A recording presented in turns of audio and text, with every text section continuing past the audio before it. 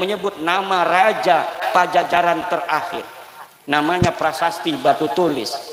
Kalingga di Batang Pekalongan ada prasastinya yang menyebut namanya.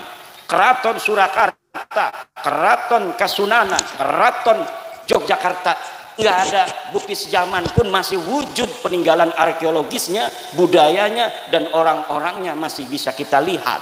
Apalagi semua apa yang ada di Keraton Jogja, Kasunanan, Pakualaman, Surakarta, Hadiningrat, semuanya dicatat semua. Nasab yang mau masuk nyangkok ke Yogyakarta ndak bisa karena ada kekancingannya. Begitu juga ada Balawi mau masuk menjadi cucu daripada Hamengkubuwono II, ndak bisa. Ada yang ngaku Balawi cucunya Hamengkubuwono, katanya punya istri anaknya Hamengkubuwono, punya mertua Hamengkubuwono dan lain sebagainya. Kemudian kuburannya, kuburan panglima perang daripada Yogyakarta, dirubah namanya jadi Baklawi. Kanjeng Raden Tumenggung Sumodiningrat adanya di Bantul Pleret. Dia pahlawan karena dia perang dengan Inggris, lalu Inggris kalah, tetapi beliau meninggal dunia di masjid, dipenggal lehernya sebagai seorang kesatria tahun 1811. Namun hari ini orang Jawa asli itu makamnya jadi Bin Yahya. Bu, kira-kira dolim gak tuh orang yang ganti-ganti tuh? Bu, dolim gak? Jawab, jahat apa tidak? Jahat apa tidak? Jahat. Kalau jahat, kenapa nggak didiamkan? Dulu nggak ada yang berani. Bahkan yang bangun aja itu Pemkot, pemerintah kota Semarang yang ikut membiayai. Bahkan yang sekarang pengurus PWI, banyak yang dulunya ikut-ikut bikin makam-makam palsu. Mana tuh kemarin tuh? Kiai saya Kibin Tobat ya. Dulu saya yang nancepin itu, salah satu makam nisannya saya yang nancepin. Duraka kalau nggak masuk PWI itu. Kalau masuk PWI, duraka-duraka masa lalunya itu diobati oleh pahala-pahala memperjuangkan untuk saudaranya terbebas dari penjajahan spiritual dan perbudakan. Bu, orang ngaku nabi zaman dulu banyak, pemalsu nabi. Musailama Al-Kadzab ngaku nabi palsu. Pengaku cucu palsu sampai 200 tahun itu di Mesir. Ada orang namanya Maimun Al-Qaddah, dia ngaku cucu nabi, kemudian diberantas setelah 200 tahun. Dia jadi ngaku sebagai cucu nabi itu karena orang jadi segan. Yang nggak benar keluarga besar dia dan keturunannya. Ada yang minuman, ada yang memperkosa, ada yang sodomi. Kemudian Allah utus di zaman itu seorang yang bernama Salahuddin Al-Ayyubi. Hari ini di Indonesia setelah datang kaum Ba'alwi mengaku sebagai cucu Nabi tahun 1850-an sampai 1943, banyak orang percaya, terutama orang NU, Muhammadiyah tidak percaya, Al-Irsyad tidak percaya, Persis tidak percaya, Syarikat Islam tidak percaya, NU percaya. Kenapa NU percaya? Karena di NU memang zaman dulunya kiai-kiainya turunan Nabi semua, turunan wali turunan Nabi. Jadi ketika ada orang ngaku dianggap saudaranya, oh berarti saudara saya ini. Kemudian ternyata lama-lama ngalahin. Lama-lama kiai yang pinter-pinter, kemudian dia yang goblok, kagak bisa baca Fathul Qorib, kagak bisa nasrib, gak ada yang hafal Quran, gak ada yang enak ngajinya kalau jadi imam. Kemudian dia merasa lebih mulia daripada kiai-kiai kampung. Katanya, satu Habib yang bodoh, walaupun suka maksiat, walaupun suka berzina, dia lebih mulia dari kiai 70 kiai. Na'udzubillah. Alhamdulillah. Saya masih lihat dari Tulungagung seorang Ba'lawi itu kemarin di YouTube. Dia bawa-bawa Ibnu Hajar.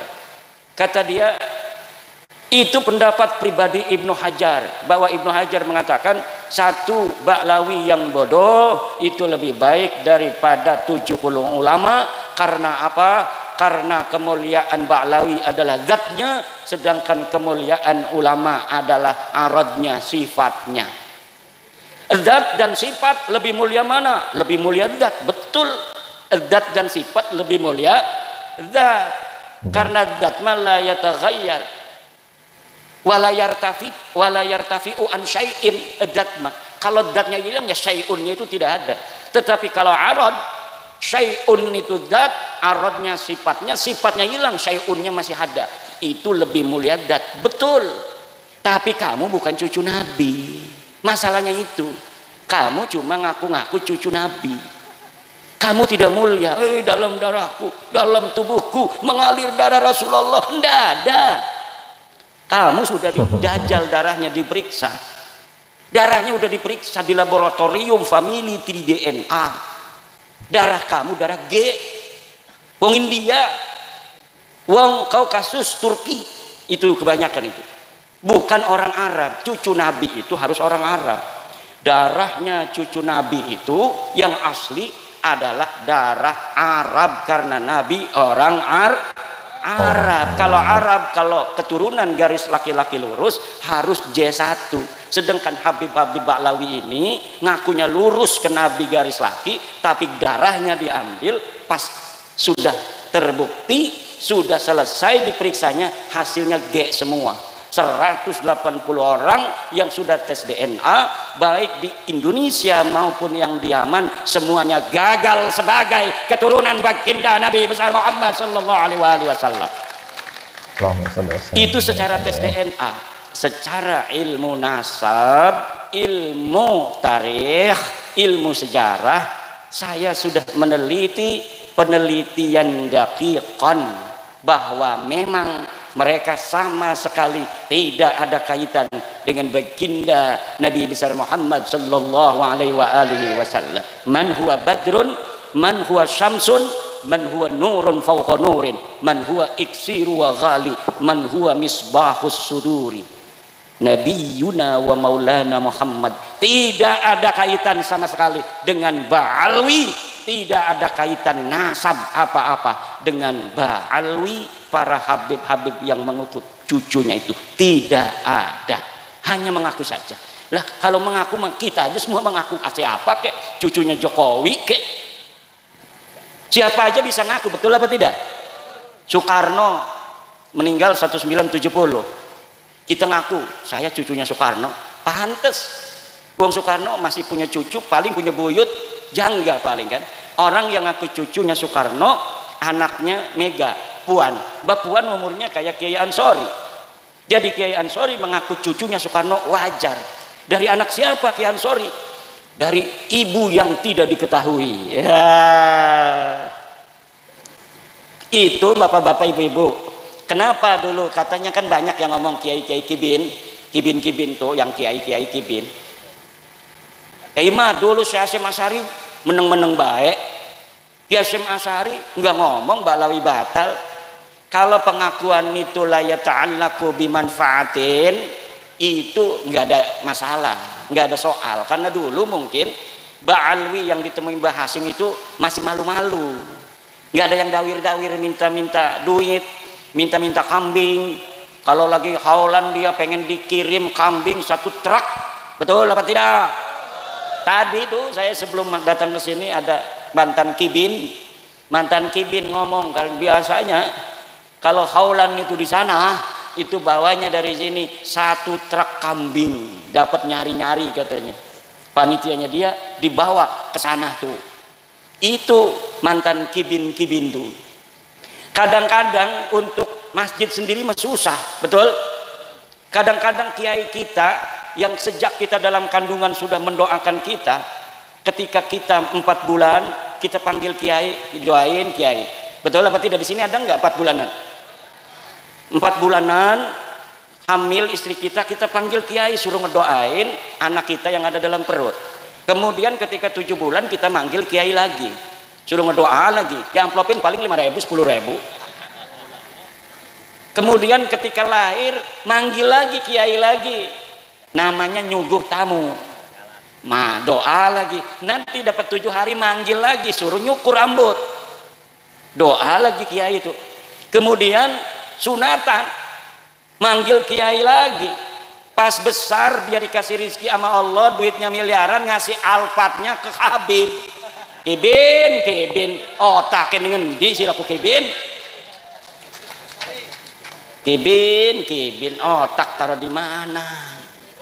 Terus yang ngajarin kita sholat, yang ngajarin kita wudhu, kiai kampung di musola kecil, di masjid. Kadang dia yang ngajar, kadang dia yang bawa kue, dia yang bikin kopi kiainya tuh. Tapi Masya Allah, sesudah kenal lama Habib, dia lupain guru orang-orang yang telah berjasa dalam hidupnya sejak dalam kandungan. Kadang-kadang dia yang ngomong, ini malam ini ada hallnya Habib, pengajian libur, nggak boleh kalau ada Habib lagi di hall ada pengajian, itu namanya matanya picak. Betul apa tidak? Ada nggak orang ngomong begitu?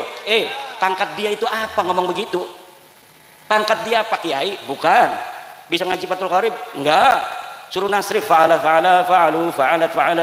enggak bakal bisa. Suruh ngelal qala ashu qawala ala wazni fa'ala enggak bakal mampu. Suruh menghafal al-qawaid al-fiqhiyah enggak bakal bisa. Lalu pangkatnya apa? Itu orang dia mau di hall buyutnya dia, kita mau ngaji, tidak boleh pengajian, bahkan jamaahnya suruh hadir ke sana, katanya barokah. Barokah naon ngaji teu apa teu? Barokah apa dapatnya di sananya? Dikasih perukunan sholat? Enggak. Kadang-kadang enggak sholat. Betul apa tidak? Kadang-kadang kumpul sholat maka jangan betul-betul tuh dekat keraton masih ada. Bahkan kota kita banyak yang dipakai-pakai. Allah, haul Gresik, haul Solo, haul Malang. Lah emang pangkatnya apa dia? Coba yang di haul itu lihat sejarahnya waktu hidupnya. Ada nggak di kitab-kitab Mbah Hasim yang semasa dengan dia disebutkan? Nggak ada. Banyaknya orang-orang Baklawi itu yang dianggap hebat-hebat setelah matinya. Udah 20 tahun mati baru dicatat itu. Kehebatannya semuanya tidak ada bisa dibuktikan oleh orang yang sezaman. Hafal hadis katanya 1.000.000 hadis, mana buktinya? Lu nggak ada, orang udah mati. Mungkin ada nggak kalau dia pakar hadis? Kitabnya mungkin, sanadnya dari siapa? Pernah nggak dia ketemu dengan Musnidud Dunya? Dari siapa saja dia mendapatkan riwayat hadis? Gurunya berapa ratus? Seorang pakar hadis ya gurunya harus ratusan. Nggak ada. Hanya di tulisan-tulisan sekarang di internet ditinggi-tinggikan, pada masa hidupnya bukan siapa-siapa. Makanya saya katakan satu Syekh Nawawi Tenara lebih mulia dari seluruh Ba'lawi yang hidup maupun yang sudah mati. Satu kiai Indonesia Syekh Nawawi Tenara lebih mulia dari seluruh habib di dunia, baik yang masih hidup maupun yang sudah wafat. Dengan Syekh Mahfud Turmusi pun saya berani katakan bahwa Syekh Mahfud Turmusi lebih utama dan lebih mulia di sisi Allah dari Ba'lawi, seluruh Ba'lawi yang ada di dunia, baik yang hidup maupun yang meninggal dunia. Bahkan peci hitamnya Syekh Nawawi itu lebih mulia dari seluruh sorban-sorban ban Vespanya Ba'lawi, baik yang masih hidup maupun yang sudah meninggal dunia. Sarungnya Syekh Nawawi Tenara, sarung yang murah itu yang linting, lebih mulia dan lebih utama dari seluruh jubah sorban-sorbannya dan lapisan-lapisannya dari para kabid Ba'lawi itu. Saya berani kalau misalnya ada malaikat yang suka tugasnya itu menghitung, hisab, ayo dihisab. Dia suka membanding-bandingkan Makanya saya banding-bandingkan sekarang. Mereka itu sukanya membanding-bandingkan. Sayyidina Syekh Abdul Qadir Jilani dibandingin dengan Abdul Al-Haddad, dengan Faqih Muqaddam. Katanya Faqih Muqaddam lebih hebat daripada Syekh Abdul Qadir Al-Jilani. Kalau Syekh Abdul Qadir Al-Jilani dia terkenal di dunia, maka Faqih Muqaddam nanti dia akan lebih tinggi derajatnya di akhirat daripada Syekh Abdul Qadir Jilani. Dari mana dia tahu? Syekh Abdul Qadir Jilani katanya pangkatnya kalah nanti di akhiratnya oleh Faqih Muqaddam. Siapa Faqih Muqaddam? Apakah orang, apakah bukan? Faqih Muqaddam katanya imam. Saya teliti di kitab-kitab. Katanya dia wafat 653 Hijriah. Kitab-kitab sudah banyak ditulis di Yaman. Yang nyebutin nama ulama-ulama Yaman. Ulama-ulama Tarim disebutin. Saya cari nama Faqih Muqaddam Muhammad bin Ali itu tidak ada sama sekali. Pada tahun 653 orang bernama Faqih Muqaddam. Tapi kibin-kibin kan hadaratnya la hadrati Sayyidina wa Maulana Faqih Muqaddam, ya Faqih Muqaddam. Faqih Muqaddam dipanggil nggak ada kok. Saya bisa membuktikan dia tidak ada. Saya nggak bakal berani ngomong begini kalau saya tidak bisa membuktikan bahwa Faqih Muqaddam tidak ada pada masanya. Tidak ada. Lalu gimana tuh kiai kok bisa ada? Ya Sangkuriang tahu? Sangkuriang, Superman, tahu? Batman, Gundala, nggak ada orangnya. Tapi kemudian anak-anak kita hafal. Coba idola kamu siapa? Superman, Batman, Gundala, Spiderman, Doraemon. Kalau dulu Sangkuriang, Kamandanu, Angling Dharma, tak kayak tadi Angling Dharma tuh. Itu belum ditemukan bukti sezaman. Saya baca dalam sejarah Bojonegoro, kalau Bojonegoro di Banten, di Bojonegoro, bahwa para pakar-pakar Bojonegoro belum menemukan bukti sezaman. Betulkah dulu di Bojonegoro ini ada Angling Dharma? Tetapi itu adalah sebuah kekayaan kebudayaan daripada Bojonegoro.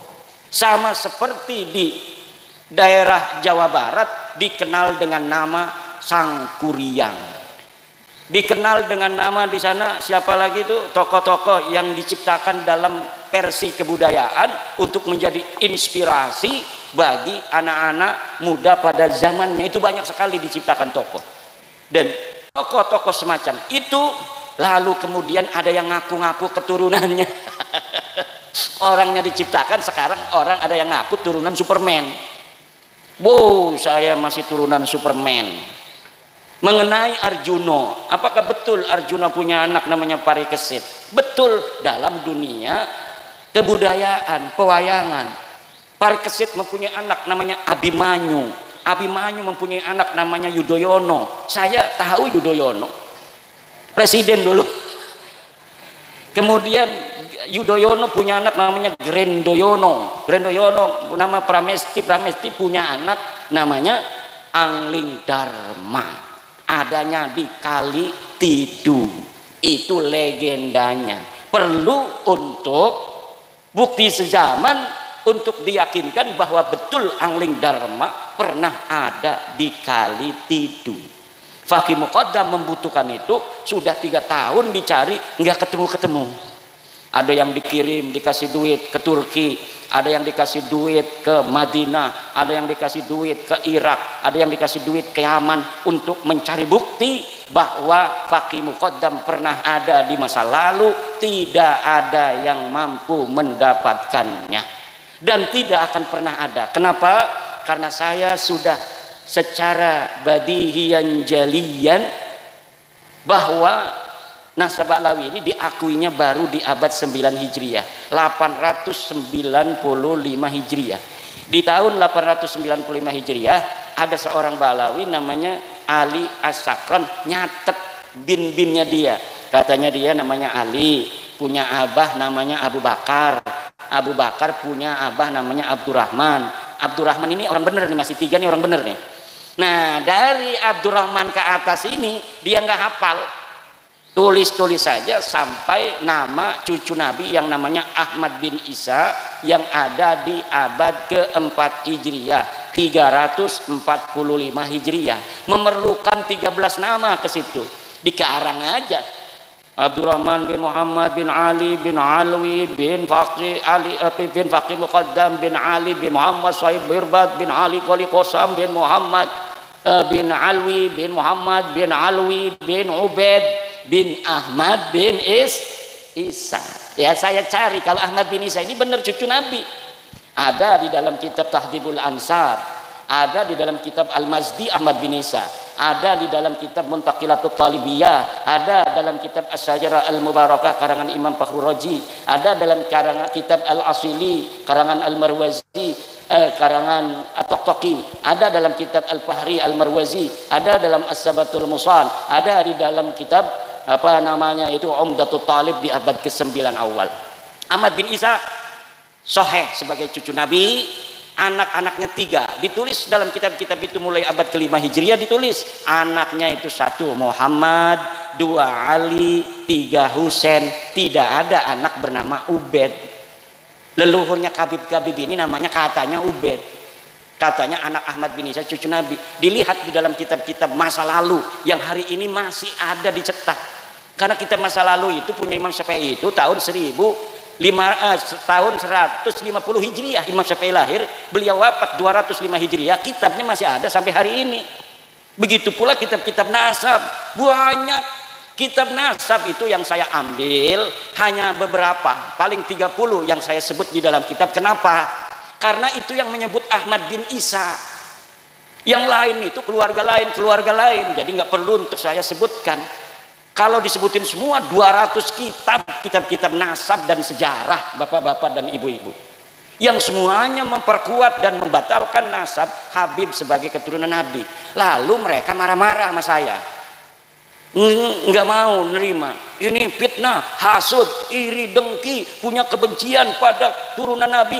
Kebencian turunan Nabi siapa? Saya turunan Nabi. Mana buktinya? Nggak perlu bukti, husnudon aja. Nggak mau husnudon mah. Nanti kamu minta uang sama saya. Kalau kita husnudon dimintain duit. Tapi kalau sudah kelihatan dia pakai kaos PWI nggak berani. Jadi orang-orang yang paling merdeka sekarang di Indonesia ini orang yang pakai kaos PWI. Nggak bakal gitu.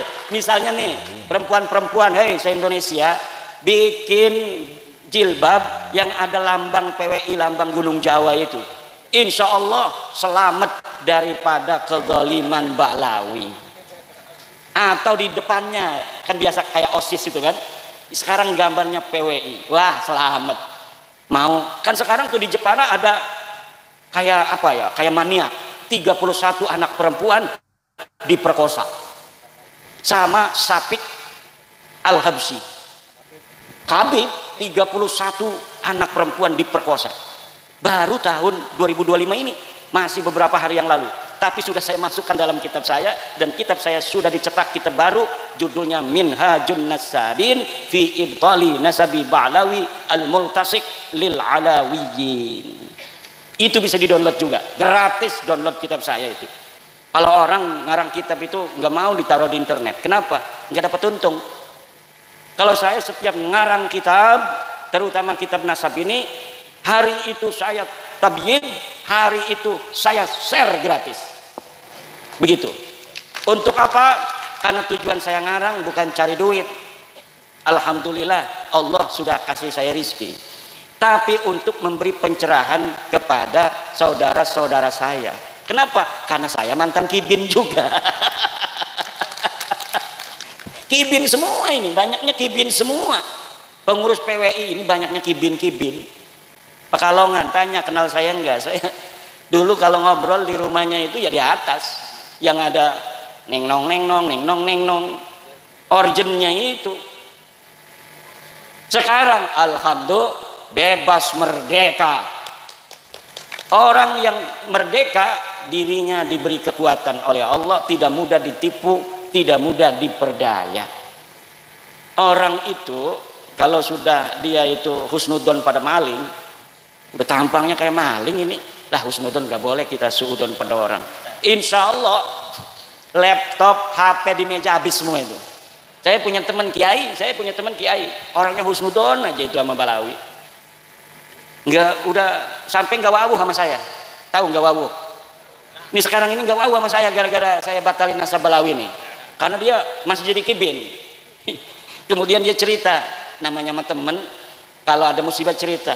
Kiai katanya, ada tuh yang biasa datang tuh sama kita, biasanya ke dia datang, ke saya datang gitu. Terus itu saya ngobrol kan di meja, ada HP, ada laptop.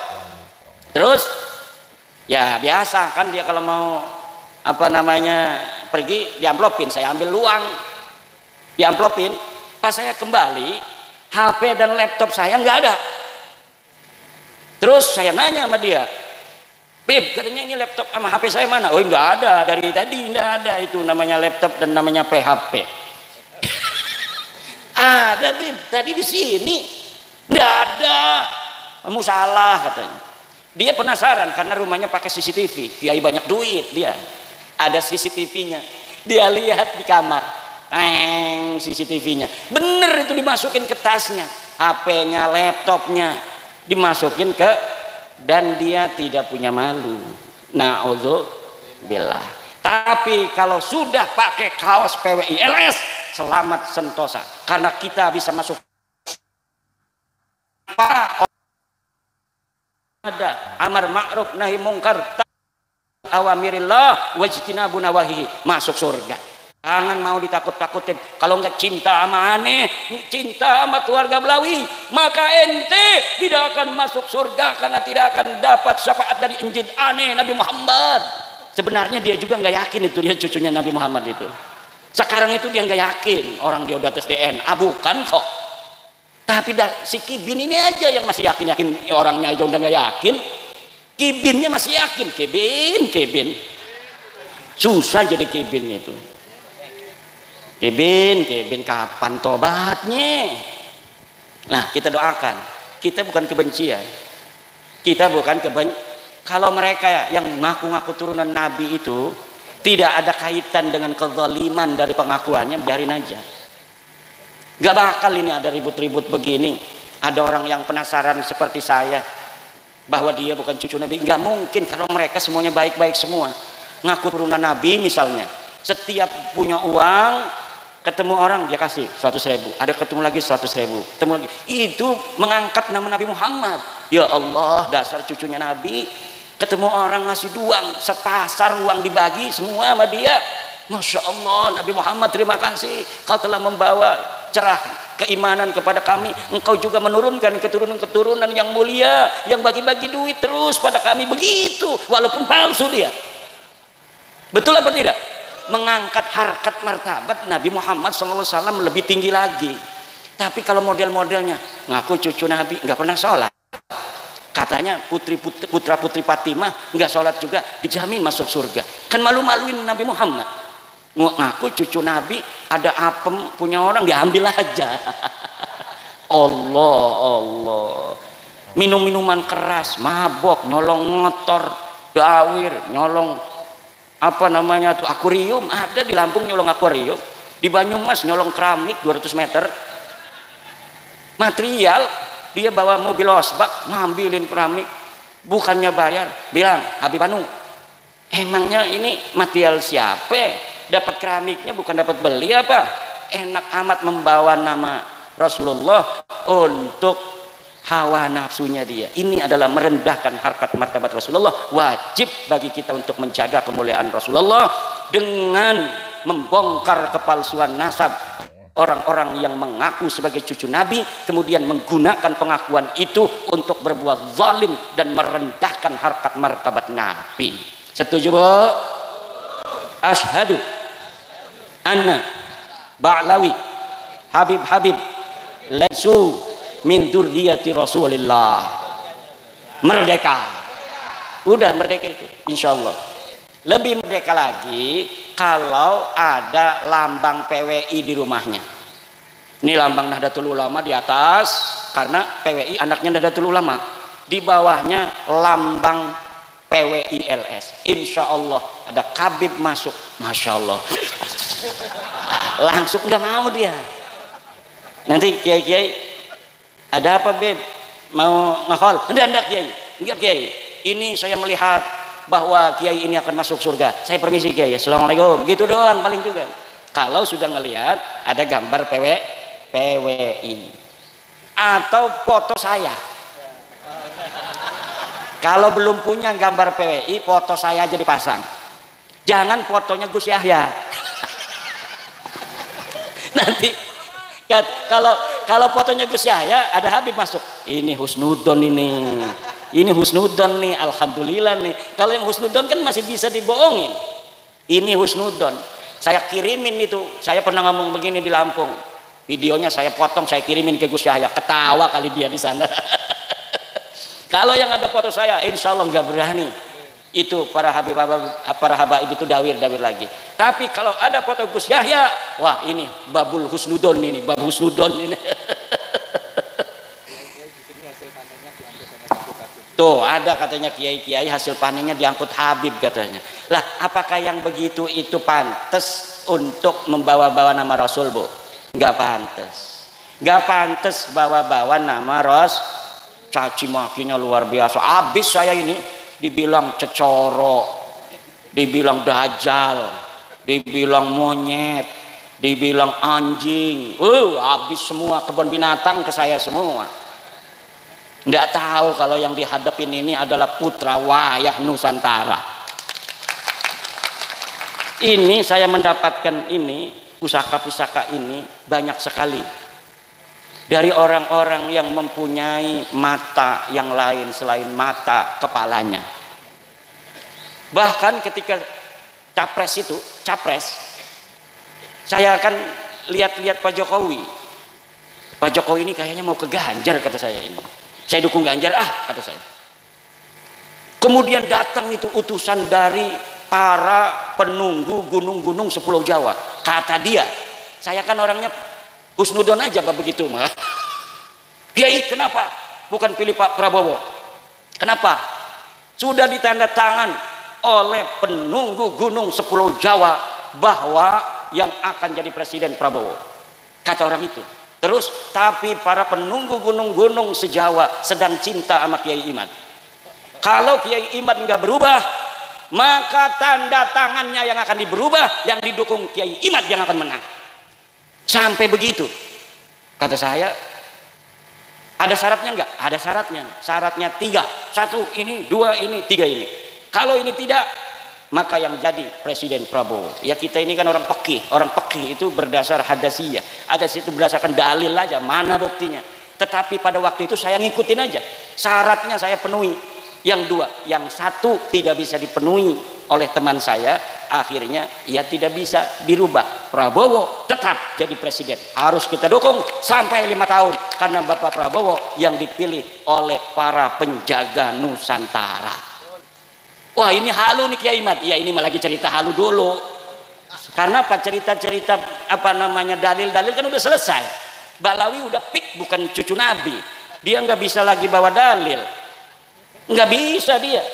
Udah ditantang-tantangin tuh sama orang-orang. Berani nggak debat dengan Kiai Imad? Melempem baik. Yang suruh di depan itu orang-orang kayak Kori itu yang macam-macam. Kalau ada acara begini bikin kerusuhan. Paling begitu doang, lama-lama ditangkap polisi juga tuh orang begitu. Lama-lama ditangkap polisi. Kenapa? Karena dia mengganggu acara orang lain. Pengajian itu dilindungi undang-undang. Dia ganggu. Kalau polisi kesel itu bisa ditangkap itu Pak Kori itu. Orang lagi ngaji Gus Abbas kemarin disuruh pulang, dilempar-lemparin. Itu kalau polisi sudah kesel orang-orang begitu ditangkepin karena sudah melanggar undang-undang Indonesia. Ibu bapak hadirin ma'asyiral muslimin rahimakumullah. Itu intinya Bu ya. Ibu ini keturunan ke atas orang mulia-mulia Bu. Jangan rendah diri kepada orang-orang begituan. Mereka bukan siapa-siapa. Mereka tidak lebih mulia daripada kudungnya ibu-ibu. PWILS punya kaos yang keringetan itu lebih mulia dari seluruh jubahnya para Ba'lawi. Lebih mulia orang-orang Nusantara. Orangnya jujur, sopan santun, nggak enakan sama orang. Orang-orang begitu itu berpahala. Kiai tadi, Kiai itu, Kiai Ibrahim nih, biasanya kalau bukan acara begini, mimpin tahlilnya panjang. Saya tahu kenapa Kiai kita itu begitu nggak enakan. Ini lagi acaranya banyakan orang, udahlah Yang cepat saja supaya kebagian waktunya. Supaya nih dari Banten tamu kita ngomongnya banyak. Saya berharap baca zikirnya banyak supaya saya ngomongnya sebentar. Ternyata ma'rifatullah. Orangnya itu nggak enakan, itulah orang Jawa. Orang Jawa itu nggak enakan. Aslinya orang Jawa itu nggak biasa nyaci orang. Kita ini sekarang ngomong-ngomong kejelekan begini karena harus dilawan. Cangkem elek ya dibalas cangkem elek. Kalau cangkem elek dibalasnya husnudon, habis kita. Makam-makam sudah diganti semua, wali-wali kita sudah kalah semua. Gresik itu kan Sunan Giri, Sunan Gresik, Sunan siapa lagi tuh di Giri banyak. Sekarang yang besar itu Balawi. Kapan datangnya dia? Tahun 1900. Ngapain aja dulu? Ya ngajar ngaji. Lah ngajar ngaji mak kiai juga semua ngajar ngaji. Lah ngajar ngaji doang. Perang kagak? Kagak. Mati di medan perang kagak? Kagak. Lalu hebatnya apa? Ya hebatnya dibesar-besarin. Nih Ki Ageng Purwo juga bisa aja kita bikin YouTube, 20 YouTube Ki Ageng Purwo Waliullah. Kalau malam Jumat ada jam 8 itu ada di Bojonegoro. Tapi kalau jam 12 itu sudah ada di Arash. Allah. Itu 2 tahun aja begitu. Udah orang percaya. Pekalongan bikin YouTube-nya banyak, karomah para wali, lihat itu banyak itu. Dia bisa jalan di air, udah 4 tahun jalan di air. Ada ulama-ulama jin datang segala macem. Banyak bikin YouTube, bikin konten kreator, keramat-keramat supaya dianggap rajanya para wali. Kenapa sih Allah kok yang bohong-bohong begitu tapi dibiarkan aja? Ya begitulah cara kerjanya Allah Subhanahu wa taala untuk melihat mana sih hati-hati yang begitu waspada, mana yang mudah dibohongin. Maimun Al-Qaddah itu 200 tahun ngaku cucu Nabi, baru ketahuannya setelah 200 tahun. Mulia dia, semakin ngaku cucu Nabi semakin bohong semakin mulia. Anaknya jadi raja lagi, cucunya jadi raja lagi, buyutnya jadi raja lagi selama 200 tahun. Tapi kebohongan tetap kebohongan. Ulama bangkit di bawah pimpinan Salahuddin Al-Ayyubi. Dulu Salahuddin Al-Ayyubi ini hanya seorang panglima perang dari Imaduddin Zangki. Jangan sembarangan, ini pimpinannya namanya Imaduddin. Imaduddin Zangki punya anak namanya Nuruddin Zangki, tapi belum berhasil. Berhasil pada saat siapa? Salahuddin Al-Ayyubi yang memimpin. Saya namanya Imaduddin, adik saya Nuruddin meninggal dunia. Nisan saya Salahuddin, lengkap semua itu ada.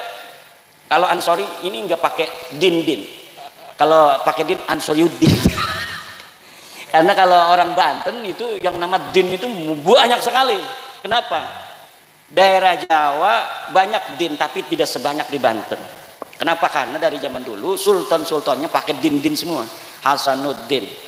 Ini sultan pertama. Sultan kedua nggak ada dinnya. Sultan ketiga Nasruddin. Kemudian Sultan Aliuddin, Sultan Rafiuddin dan lain sebagainya. Banyak juga yang pakainya Zainal Arifin, Sultan Zainal Asikin. Ada yang pakai Muhyiddin, pakai din juga tuh Sultan Muhyiddin. Terakhir Sultan Sofiyuddin. Nah itu ciri-ciri nama-nama khas Banten.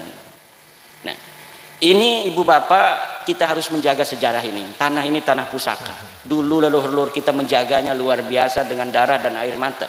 Tidak boleh hasil kerja keras daripada leluhur kita kemudian dihapuskan begitu saja sejarahnya dengan disisipkan sejarah-sejarah palsu untuk kemudian dikuasai. Nih, kalau di Ngelumber apa namanya? Ngelumber dibangun makam Habib palsu misalnya. Syekh atau Habib Ahmad As-Segar wafat 1700. Dimerekin penyebar agama Islam di Ngelumber. Walaupun hanya sederhana begitu, lama-lama kiai-kiai kita yang dulu ngaji di Mbah Hasim, ngaji di Mbah Khalil, hilang semua peran-perannya bahwa ini yang betul-betul menyebarkan Islam. Nanti lama-lama ada anak KKN di IAIN. Orang Ngelumber kuliah di IAIN. Coba kamu ada makam keramat apa di desa kamu?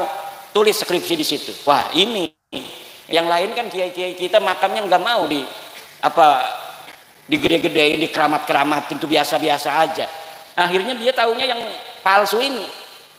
Sejarah masuknya Islam di Ngelumber oleh Habib Ahmad As-Segaf tahun 1700. Padahal bohong. Itu yang akan terjadi.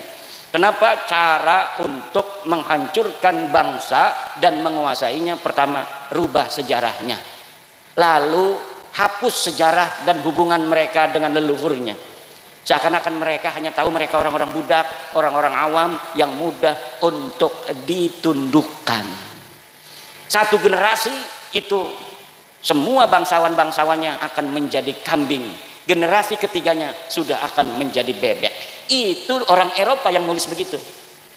Jadi para politisi Eropa itu cara dulu menjajah bangsa Indonesia, Malaysia, terus di Yaman segala macam itu caranya dia kuasai secara ekonomi, kekuatan militer, agar dia selamat menjajah di situ ratusan tahun. Sedikit demi sedikit bangsawannya dituduhkan dengan sejarah palsu. Nah, kemudian diciptakan sejarah ini, disiapkan. Ketika masih hidup ini bangsawan pertama, pasti kan dia akan melawan. Ini diumpetin dulu bukunya. Kalau sudah mati semua satu generasi, generasi kedua anaknya ini dikasih sejarah ini. Ini dulu, ini kan ditulis ketika ayah kamu hidup. Ketika ayah kamu hidup, ayah kamu kan nggak ngomong apa-apa. Setuju berarti dengan kitab ini, padahal ayahnya itu nggak tahu kitab itu. Kayak sekarang Mbah Hasim. Mbah Hasim dibawa terus kan. Dulu Mbah Hasim diam saja dengan Balawi. Nggak ada Mbah Hasim ngomong bahwa Balawi bukan cucu Nabi. Padahal memang nggak ada urusannya Mbah Hasim dengan nasab Balawi itu. Karena dulu nggak ada yang ngaku-ngaku kami cucu Nabi, di dalam tubuh kami ada darah Rasulullah. Zaman Mbah Hasim nggak ada yang begitu. Semuanya cium tangan sama Mbah Hasim. Semuanya di kakinya Mbah Hasim semua itu para habaib. Sekarang aja kiai-kiai kita nyium kakinya habaib. Dulu mereka yang nyium kakinya Mbah Hasim. Dulu mereka yang nyium kakinya Mbah Khalil Bangkalan. Dulu mereka yang ngemis-ngemis kepada Syekh Nawawi Tenara. Saya punya suratnya Utsman bin Yahya ngemis-ngemis kepada Syekh Nawawi Tenara. Ngemis-ngemis. Pengen diberikan sebuah tanda tangan oleh Syekh Nawawi Tenara agar kitabnya bisa dicetak di Mekah Al-Mukarramah. Syekh Nawawi tidak mau. Kenapa? Nggak bermutu kitabnya. Kitabnya tidak bermutu. Nggak bisa kita model begini dicetak di Mekah Al-Mukarramah. Nggak level punya kamu itu Utsman bin Yahya. Begitu.